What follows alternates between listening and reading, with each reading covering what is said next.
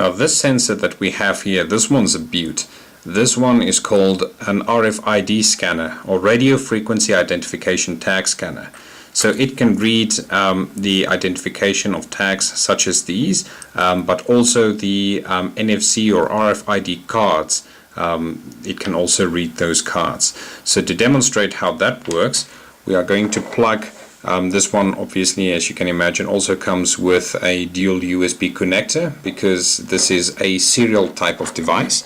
And just to make it different, we're going to plug this one into D3 and D4 in the middle. Let's move that one a little bit out of the way. I have this one here. And we're going to declare on D3 that we have a RFID reader.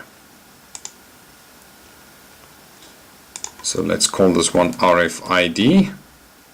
We'll save the script as such and run it so that we can see what's happening in the back. So by default, if you just see the 255 on register 2, it means that no tags have been scanned yet.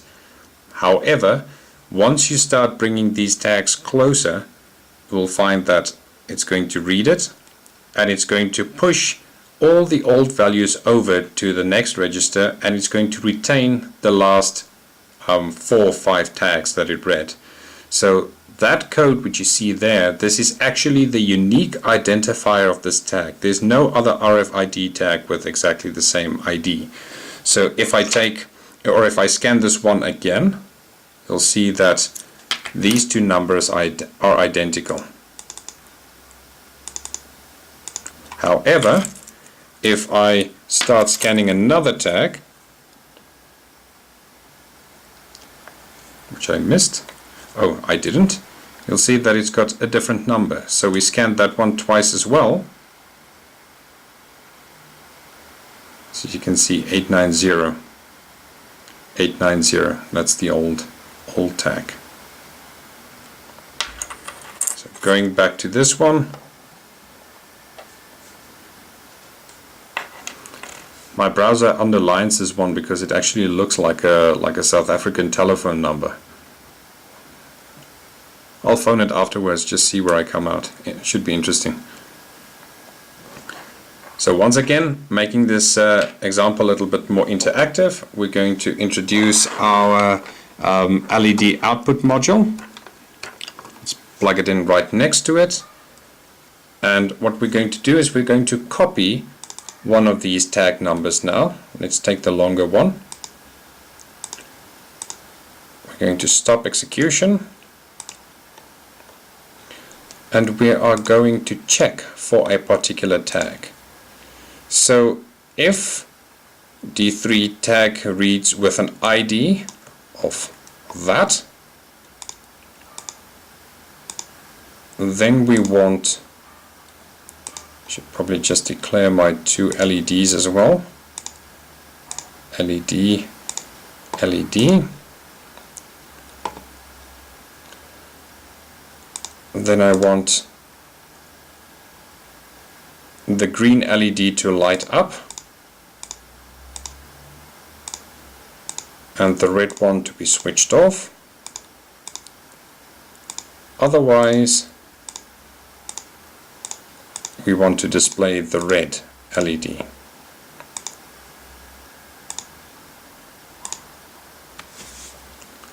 And we can save the script and compile it. And just before I run it, one thing just to note now is that the execution of the script is quite fast. It continuously runs this script hundreds of thousands of times in the background.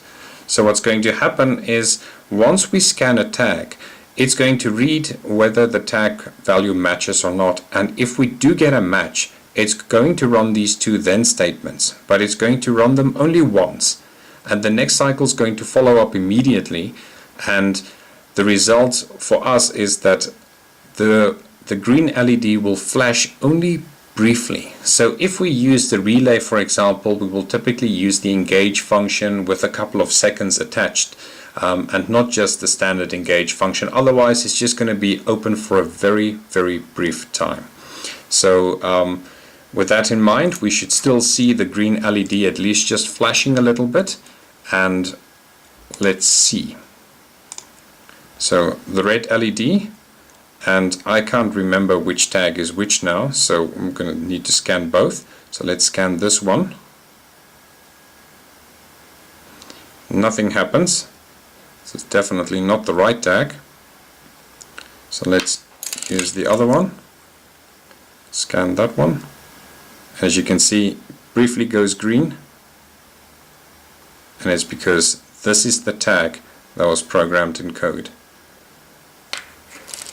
So of course, with that being said, we can also copy. No, I don't want to phone that number. How difficult is it to select a number? So let's just type this one down.